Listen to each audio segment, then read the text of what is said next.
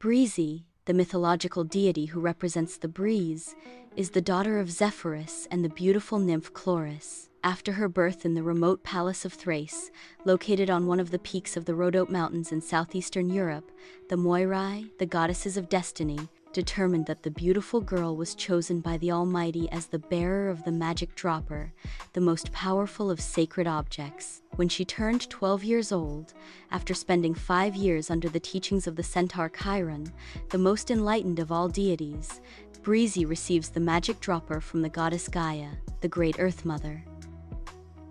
Faced with this challenge, Breezy's mission will be to assist future humanity in its social and cultural development and serve as its guide.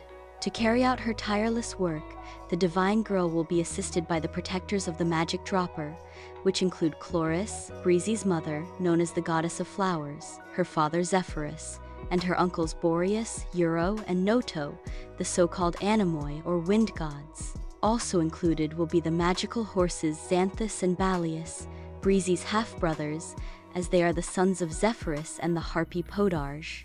The group will later be joined by the titan Prometheus, renowned as the protector of humanity for stealing fire from the gods, who will become Breezy's right-hand man. In addition, Breezy will be accompanied by her sensational pets, the dazzling beetle Kepri, of extraterrestrial origin, which she wears around her neck as an amulet, and the metamorphic cypress, a beautiful and protective white cat with the tips of her ears and tail the same blue as Breezy's fur.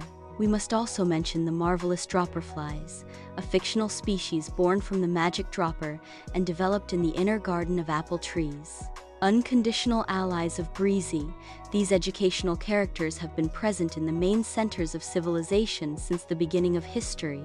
Breezy and her efficient collaborators, accomplices, and witnesses of destiny establish educational headquarters in the most important cities on the planet and are involved in countless adventures with many of history's most important figures. At the same time, they must face notorious adversaries who seek to seize the coveted sacred object. Hecate, the powerful queen of witches and ghosts, will be her archenemy.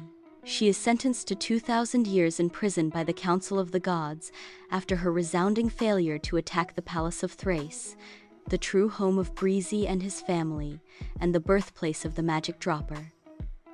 What is interesting and ambiguous about the case is that during the last 1,000 years of her captivity, Hecate, who is a very cunning and cultured goddess, has been the precursor of the so-called New Age cultural movement, the Age of Aquarius. This has been possible thanks to the Hecaticon Strophalon, a magical book written by the defiant goddess, also known as the Hidden Book or the Hidden One, as it appeared and disappeared at will.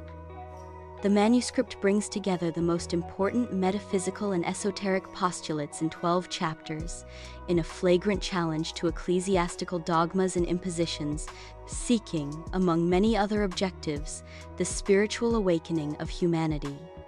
At the end of the 20th century, Breezy and the protectors of the magic dropper settled in Belvedere Castle in New York's Central Park, where they founded the Tail Droppers Academy.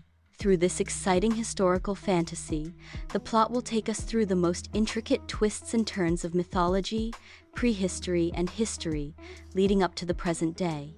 In it, we will meet deities, fictional animals, giants, aliens, magicians, prophets, writers, and artists.